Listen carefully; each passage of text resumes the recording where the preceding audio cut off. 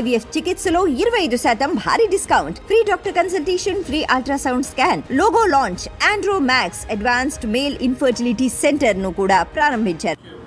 Welcome to PDTV. నిన్నటి రోజున పార్లమెంట్లో ప్రతిపక్ష నేతగా తొలిసారి ప్రసంగించినటువంటి రాహుల్ గాంధీ ఆయన చేసినటువంటి మొత్తం ప్రసంగం చూసిన తర్వాత జాతీయ స్థాయిలో పెద్ద ఎత్తున కూడా ప్రశంసలు అయితే వస్తూ ఉన్నాయి. ప్రతిపక్ష నేతగా తొలిసారి ప్రసంగిస్తూ రాహుల్ గాంధీ చాలా హుందాతనంగా, అలాగే చాలా ఆవేశంగా, దూకుడుగా బీజేపీ పార్టీని ఆత్మరక్షణలో పడవేసే విధంగా, ప్రధాని నరేంద్ర మోడీని ఇరుకున పెట్టే విధంగా ప్రసంగించారంటూ జాతీయ స్థాయిలో పెద్ద ఎత్తున కూడా చర్చ జరుగుతుంది. ఇండియా కూటమి నుంచి, ఇండియా కూటమికి ప్రాతినిధ్యం వహించినటువంటి ఎంపీల నుంచి పెద్ద ఎత్తున రాహుల్ గాంధీకి ప్రశంసలు వస్తూ ఉంటే బీజేపీ పార్టీకి చెందినటువంటి ఎన్డీఏ కూటమి ఎంపీల నుంచి విమర్శలు అయితే వస్తూ ఉన్నాయి. హిందుత్వాన్ని కించపరిచే విధంగా మాట్లాడారని, ప్రధాని నరేంద్ర మోడీని గౌరవం లేకుండా మాట్లాడారంటూ బీజేపీ పార్టీ ఎన్డీఏ కూటమి ఎంపీలు అయితే విమర్శిస్తున్నారు. మొత్తంగా నిన్నటి రోజున పార్లమెంట్లో రాహుల్ గాంధీ ప్రసంగం చూసిన తర్వాత జాతీయ స్థాయిలో రాహుల్ గాంధీకి కొంత ప్రాధాన్యత, ప్రశంసలు అనేది పెరిగినట్లుగానే తెలుస్తుంది. ఇక రాహుల్ గాంధీ ప్రసంగం ముగిసిన తర్వాత ఈరోజు ఉదయం ప్రధాని నరేంద్ర మోడీ ఎన్డీఏ కూటమి చెందినటువంటి ఎంపీలతో పార్లమెంటరీ సమావేశాన్ని అయితే నిర్వహించడం జరిగింది. ఈ సమావేశానికి బీజేపీ పార్టీ ఎంపీలతో పాటుగా ఎన్డీఏ కూటమికి ప్రాతినిధ్యం వహిస్తున్నటువంటి ప్రాంతీయ పార్టీలు, సపోర్ట్ చేసినటువంటి పార్టీల యొక్క ఎంపీలు ఈ సమావేశానికి అయితే హాజరు కావడం జరిగింది. ఈ సమావేశంలో ఎంపీలకి ప్రధాని నరేంద్ర మోడీ మార్గనిర్దేశం చేసినట్లుగా తెలిసింది. ముందుగా పార్లమెంటుకు ఎన్నికైనటువంటి ఎంపీలకి సభలో సంప్రదాయాలను ఎలా పాటించాలి, విధి విధానాలను ఎలా ఫాలో అవ్వాలి అనేటువంటి విషయం గురించి కొంత మార్గదర్శనం చేసినట్లుగా తెలుస్తుంది.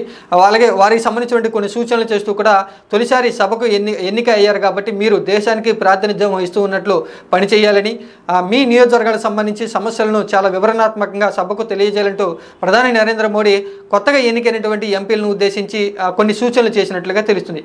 ఇంకా సీనియర్ ఎంపీలకు సంబంధించి బీజేపీ పార్టీ చెందినటువంటి ఎన్డీఏ కూటమి చెందినటువంటి సీనియర్ ఎంపీలకు కూడా నరేంద్ర మోడీ క్లాస్ పీకినట్లుగా తెలుస్తుంది. నిన్నటి రోజున సభలో పార్లమెంటులో రాహుల్ గాంధీ మాట్లాడుతూ ఉన్నప్పుడు బీజేపీ పార్టీ నుంచి ఎటువంటి గట్టి కౌంటర్ కానీ, ఎన్డీఏ కూటమి చెందినటువంటి ఎవరు సీనియర్ ఎంపీలు కూడా సరైనటువంటి సమాధానం చెప్పకపోవడంతో కొంత ఇబ్బంది పడినటువంటి పరిస్థితి నిన్నటి రోజున పార్లమెంట్లో కనిపించింది. ప్రధాని నరేంద్ర మోడీ, హోంమంత్రి అయినటువంటి అమిత్ షా వీరిద్దరూ ఎవరు కూడా రాహుల్ గాంధీకి సరైనటువంటి సమాధానం చెప్పలేదంటూ బీజేపీ పార్టీ ఎంపీలు కూడా కొంత అభిప్రాయాన్ని వ్యక్తం చేసినటువంటి పరిస్థితి నిన్నటి రోజున కనిపించడం జరిగింది.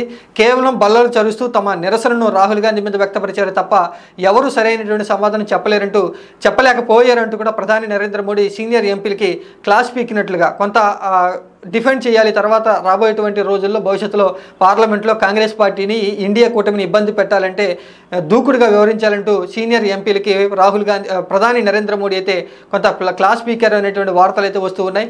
మొత్తంగా నిన్నటి రోజున పార్లమెంట్లో ప్రతిపక్ష నేతగా రాహుల్ గాంధీ చేసినటువంటి ప్రసంగం బీజేపీ పార్టీని, ప్రధాని నరేంద్ర మోడీని, బీజేపీ పార్టీ అధిష్టానాన్ని కొంత ఇబ్బందుల్లోకి పెట్టినట్లుగా తెలుస్తుంది. గత 10 సంవత్సరాల నుంచి కూడా పార్లమెంట్లో ఎలాంటి ఇబ్బంది లేకుండా సజావుగా ఎదురు లేకుండా సాగుతున్నటువంటి ప్రధాని నరేంద్ర మోడీకి రాబోయేటువంటి 5 సంవత్సరాలు ప్రతిపక్షంలో ఉన్నటువంటి రాహుల్ గాంధీ నుంచి ఇక్కట్లు తప్పవు అనేటువంటి వార్తలు అయితే వస్తూ ఉన్నాయి. ఇక ఈ రోజున పార్లమెంటు సమావేశంలో ప్రధాని నరేంద్ర మోడీకి కూడా కొత్తగా ఎన్నికైనటువంటి ఎంపీలకి మార్గనిర్దేశం చేస్తూ ఎలా వ్యవహరించాలి సభలో అనేటువంటి విషయాల గురించి కొన్ని సూచనలు చేస్తూనే సీనియర్ ఎంపీలకైతే ఇండియా కూటమిని ఎదుర్కోవాలని కొంత చివాట్లు పెట్టినట్లుగా తెలుస్తుంది.